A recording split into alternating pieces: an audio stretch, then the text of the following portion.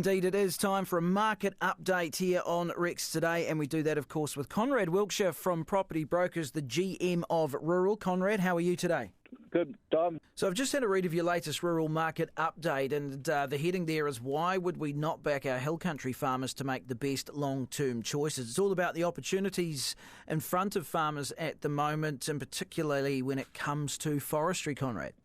Well, look, as a company, Property Brokers, just a general first principle, looks to stand back from a lot of the debate and leave that to industry, obviously. But we are obviously we do get with sort of 50,000 hectares of real estate sold and over 10,000 hectares sold to alternative land use. We are starting to see some themes, and the debate on forestry, carbon, and pastoral farming. I think it's worth having a little bit of a look at that. And there is very genuine concern on the part of rural communities that under current policy, if it continues to ramp the way it's going, that vast tracts of rural land will be lost to pine trees and foreign interests.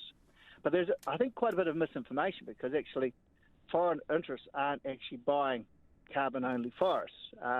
That's actually been NZ industry-funded solutions to mitigate emissions, which is a whole debate in itself. But actually, carbon-only forest, which has paid all the premiums in recent times, isn't actually offshore. That's actually production forestry, which I can talk a bit in a minute. But there's definitely that theme there, and in reality, these premiums that we're talking about, Tom, are significant. I mean, and you can understand why rural communities are feeling vulnerable, because you look at stations, we don't even have to go back 5 years, but some of these stations were being carried over as listings from one season to the next with very, very little interest, and now, less than 5 years on, they're selling at 2 to 3 times their value, particularly on the east coast of the North Island. And so we've got stations that would have been worth 3,500 to 4,500 a hectare now selling for 10,500 to 12,500 a hectare, and to be honest, I can quote your sales significantly ahead of that as well. So look, you can understand the vulnerability, but sometimes not all the facts are that well understood. Yeah, interesting point. So what's a permanent forest and what isn't? Okay, well, the policy debate of late has morphed into exactly that, permanent forest versus production forestry. And when you say permanent forests, that doesn't necessarily mean Pinus radiata, but that's actually what people are concerned about. There seems to be far less concern around native planting and manuka and what have you, but it's the vast tracts of farmland going into Pinus radiata, because it's an exceptional plant. It can grow very fast. It can sequester carbon faster than anything else, and we've been learning to grow it for over 100 years. So we actually know a fair bit about growing Pinus radiata.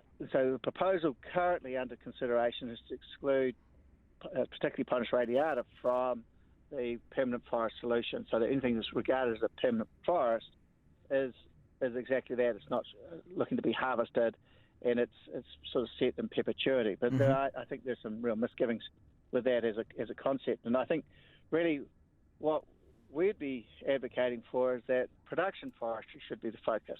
We would agree that Pinus radiata trying to be represented as a permanent forest, I think, carries a lot of risk, because if we get to net zero by 2050, which is the whole plan, what are the actual financial incentives to ensure those trees stay as they are? And, there's no controls. It's a permanent forest, so very much a set and forget strategy.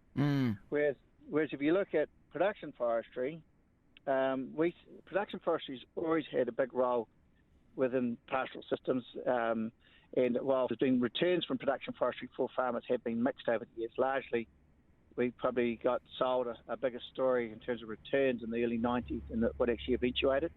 So, not all of the production forestry operations on farm have worked, but ultimately it's a very different situation with the ETS today, and we certainly think production forestry should be the focus, and it has a lot more regulation around it, a lot more controls, and also we've got, proven operations.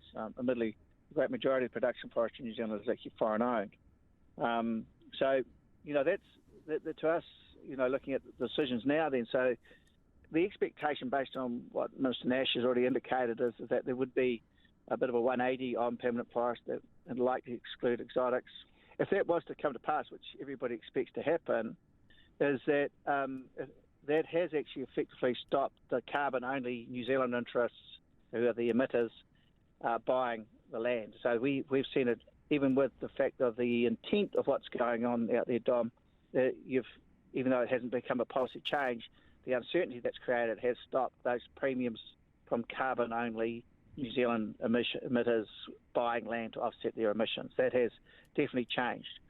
What hasn't changed is production forestry, which is actually not captured in the same way under the Overseas Investment Office.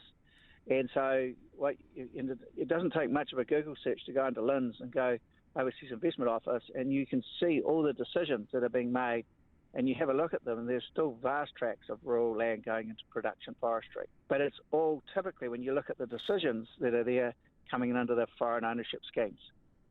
And so it's not New Zealand farmers participating in this, it's production forestry with offshore interests. And obviously, you could maybe argue that these large international corporates know a lot more about maybe where the future's going than the information that the average farmer has at their disposal. And if I, was to take that a step further, I was at a really, really worthwhile farmers workshop in Tamanui yesterday afternoon, and it is clear farmers really value information, but they've got a wall of compliance coming from them, but they haven't got a lot of extension at the farm gate, sort of talking through their options and how they might be able to participate and look at production forestry in within their own farm system without having to give away the entire farm to a foreign-owned production forestry business. And I think that's where the debate needs to sit. One last point I want to make without chatting too long is that a lot of commentary out there is, these remote farms can only really go to carbon farming, and that's, the slope's too steep and you can't plant trees on it and things.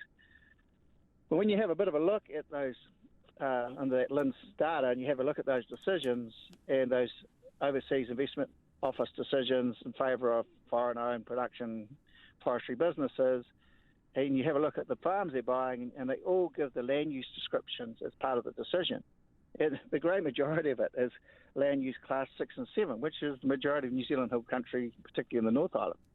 So, it doesn't quite add up. And to try and suggest we know how we will extract and harvest trees, and trees could be a renewable energy source down the track, to suggest that, and even some of these remote areas like take Tamanui, that they couldn't grow production forestry, I think it would be a very big assumption to make, and trying to project what could happen in the next 30 years. Indeed. Interesting stuff. Good on you, Conrad. Thank you very much, as always. And listen, I think we'll pick this up again with Hamish and myself over the weekend on Rex. So until then, go well. We'll talk to you in a couple of days. Yeah, thanks, Tom. It's good.